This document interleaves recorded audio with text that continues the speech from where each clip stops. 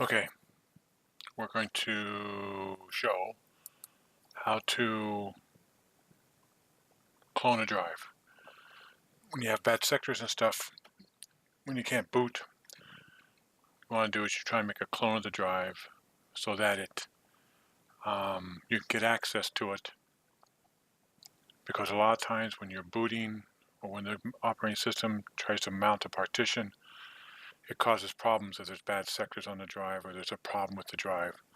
So what you want to do is you want to try and clone it. So I'm going to show you from the very beginning. There's a piece of software that I wrote on called Kwik Klone. It's on DataRecoveryToolz, DataRecoveryToolz with a Z.com. So you just go there, then you scroll down to the bottom, and there it is, free Kwik Klone right there. Just click on that, and it allows you to download it. I'm just putting it in here. Just a normal download, and then your normal install. Just double click on it. Next. Don't change this folder because I have temp files and things that I dump into there, so this folder has to be there on your C drive. That's it. So now we have your software. Just scroll down to your K's in Windows 10. There it is right there. And up it comes. Okay. I've got 4 drives on this box that we're going to do the test, we're going to do the demo on. So the first 2 are actually my work drives, and the other 2 are just demo drives. So the first thing you want to do is click on task, and you want to load the drives. And what this does, it goes out and takes a look. Excuse me. It takes a look at every physical device, every physical storage device that's tied to your system or mounted on your system. So this is my boot drive. This is my work drive. This is a test drive, and this is a test drive. So what we want to do now, this test drive here actually has data on it that I'd like to keep. If it gets smoked, it's fine, but we're going to clone. This is really very simple. We're going to clone from here to there. So the first thing we do is we mark this little checkbox here. Also, when you are mounting the drive, when you've actually gone through and loaded drives, you go to watch here on the bottom, and it'll tell you which drives are being loaded. And once it's all completed, you have to wait for this to be done. It says drive scan completed, and it'll tell you how many drives it's found. And that says 4 drives found. It should tell you, and this should match what's up here. Now this display here shows you the model, and we have 2 models: dev model, device model, which actually comes from Windows. And this is something, a tool that I use that gives me another model ID that's more accurate. Also, it gives me the serial number, and it works very well through USB, which is why I use it.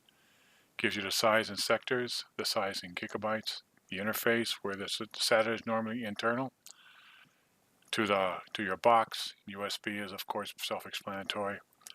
POH is power on hours, which means how long has the drive been running, not how long have you owned it or how long it's been in your computer, but how long it's actually been powered on.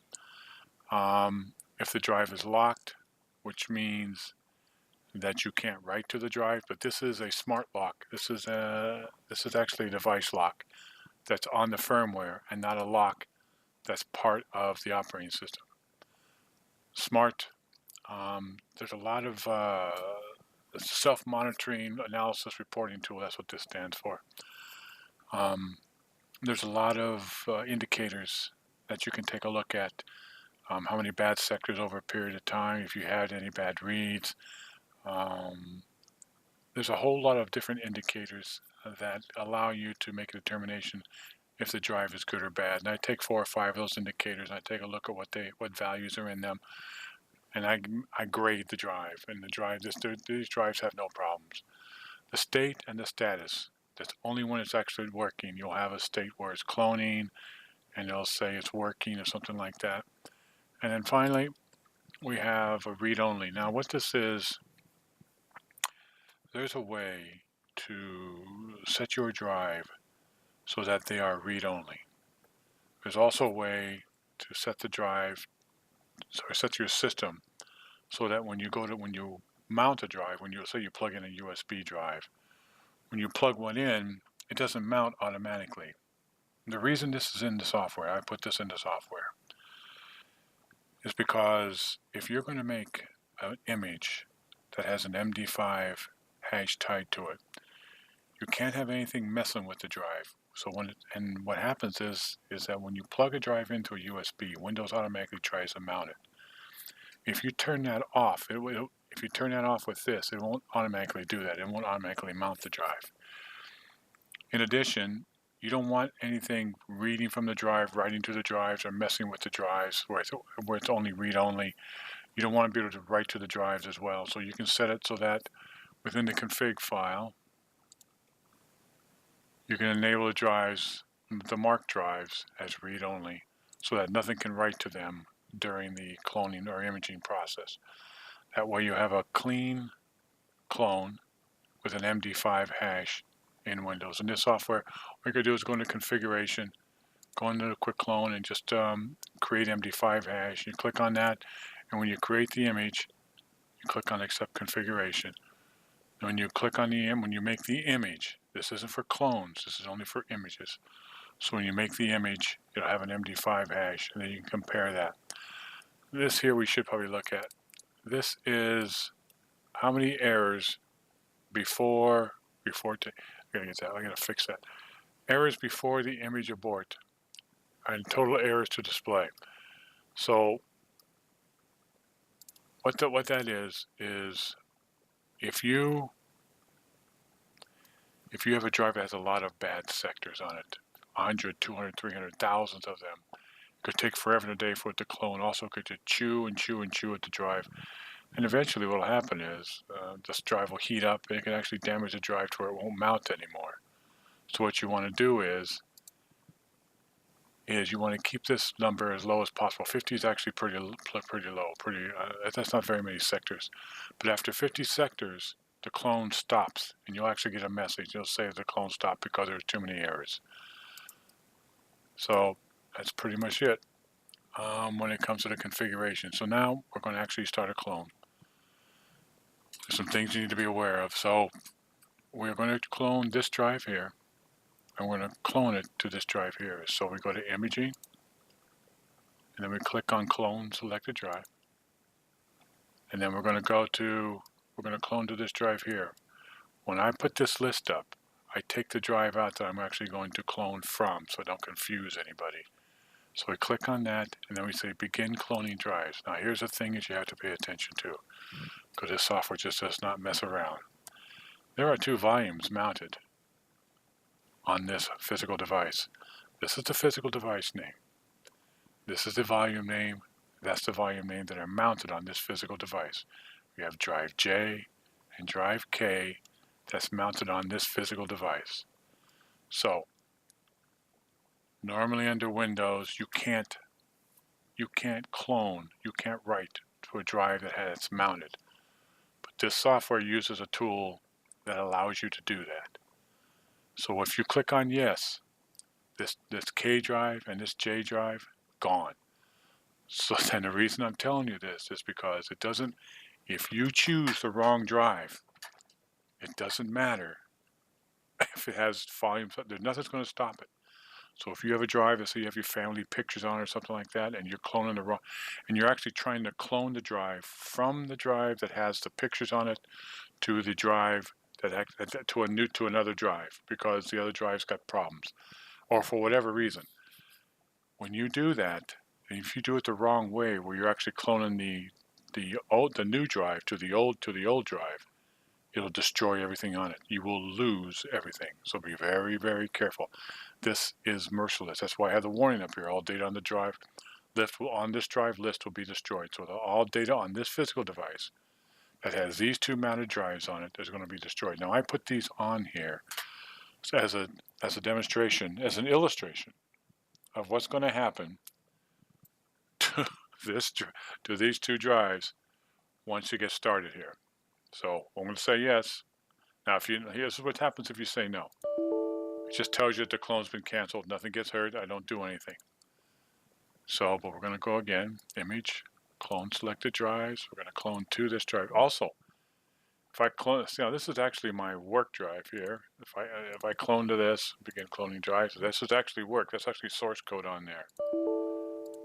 So I'm telling you, I cannot emphasize how careful you have to be, because this software doesn't care. It'll go ahead and whack it anyway.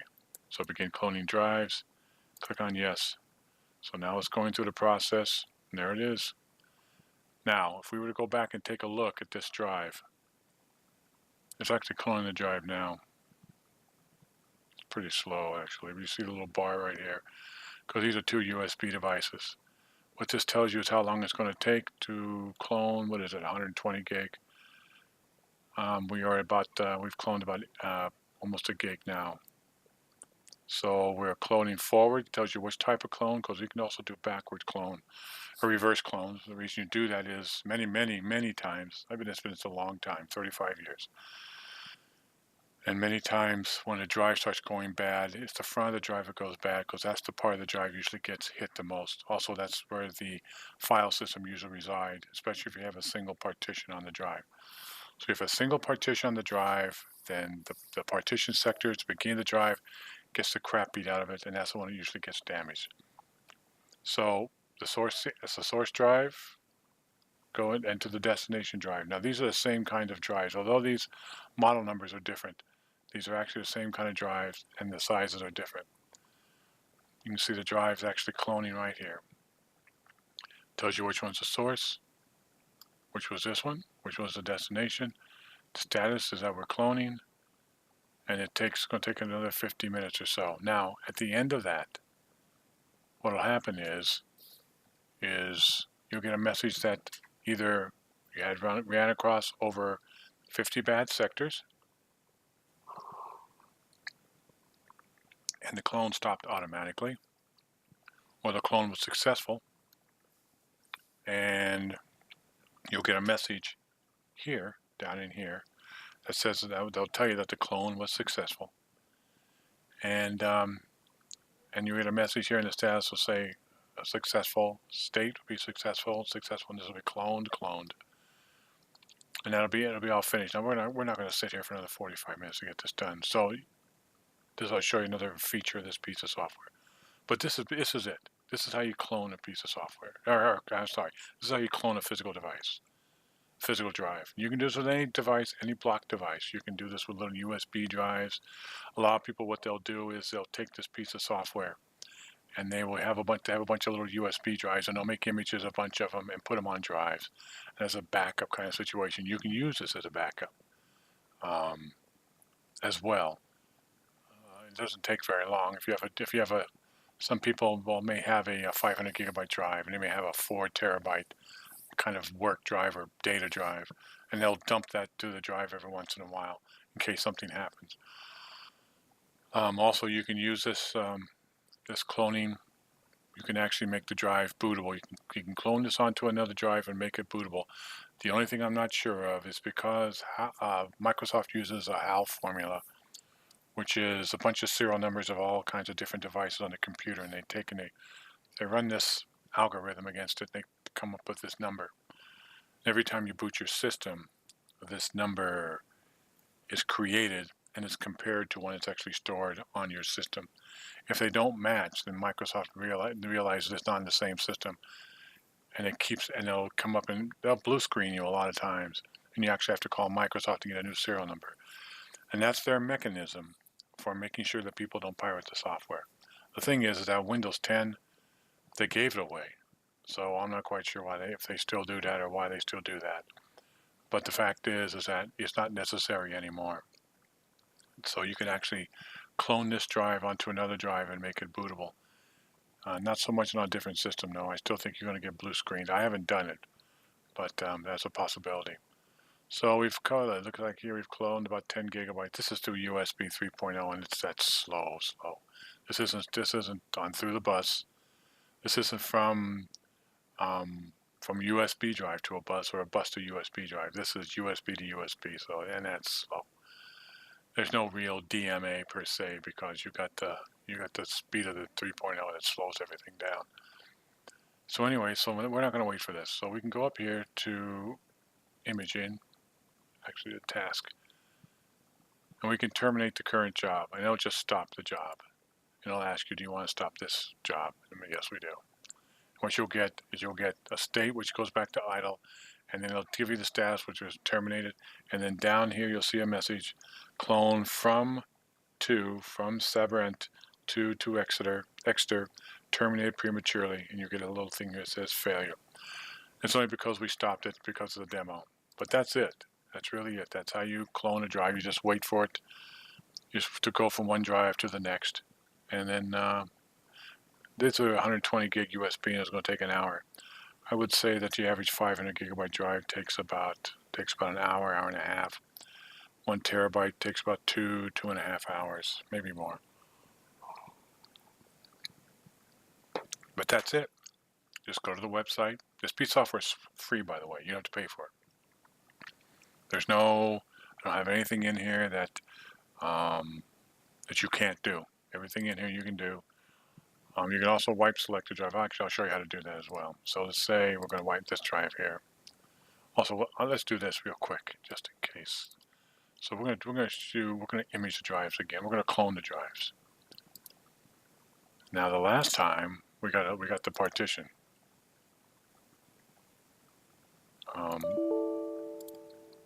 So we're going to wipe this drive here. Select the drives.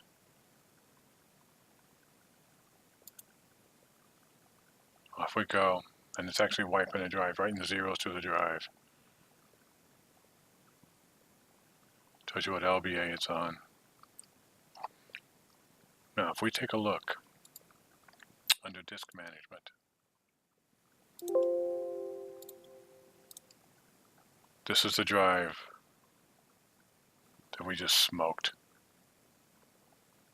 Those partitions are gone. If we go back in, let's go back in and take a look. So let's stop this. We can also terminate this job as well. It'll also tell you here it was terminated. We terminated prematurely. Now, if we go to, so we're going to take a look and see if the partitions are still there. So we're going to clone selected drive. We're going to clone to this drive here. I'm surprised these are still being shown. It must be some residual, but this should not be shown. They should be gone. Because if we look in the disk manager, it shows that it has no partitions on it because we just killed them. So my Windows sometimes it just doesn't update the way it should. But this actually killed the drive, so it tells you that there's not even a partition on it. When you have to initialize the disk, there's not even a boot record on there. So that means that there's zeros on there. Actually, I wonder if I have a tool on here that will show. I guess I don't have anything on here. I used to have an old, oh, there it is. I have an old copy of WinX. Open file, tools, open disk. And I think it's this one right here. There. When we wipe a disk, I write DRT, DataRecoveryToolz unreadable to it. This is where the partition would reside, right here. I killed it. So if you take a look at a regular disk, this is the other disk. Take a look at that. That's what a boot record looks like.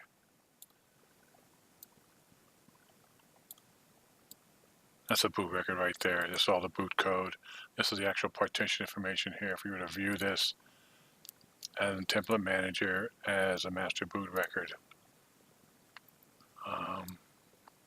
it looks like this here. Active partition tells you the size of partition, blah, blah, blah, blah, blah. So this drive here, this drive 4, which we are wiping, which we tried to wipe, got whacked. And so it shows DRT unreadable. And this, you can actually still see data down there. But if you go through in the very beginning, and if we'd wipe the whole drive, this would all be DRT unreadable. This is actually what a regular boot record looks like And then we can go down. It actually tells you,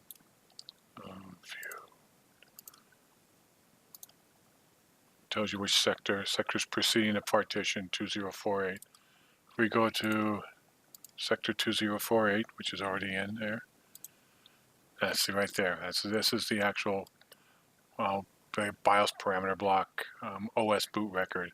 This is where the actual partition starts, where the actual data starts, and it tells you all the information you need to know about this particular partition. Okay, that's a little lesson in data recovery. So that's it. This is dead. This is the software. Just go to DataRecoveryToolz. I'll put a link in the video. So go to DataRecoveryToolz, download the software, install it. Click on the two drives. Click on the drive that you want to clone. Go to imaging, clone selected drive. Go to this, and then that's what you do. And don't worry about this. It doesn't matter. It's going to kill it. And you just saw. I just showed you. Okay, that's it. If you have any questions, post them in the video. And like I said before, the software is free. You don't have to pay for it. It's free. So enjoy the software. I'm going to be doing some other things with it. I'm also going to write a piece of data recovery software.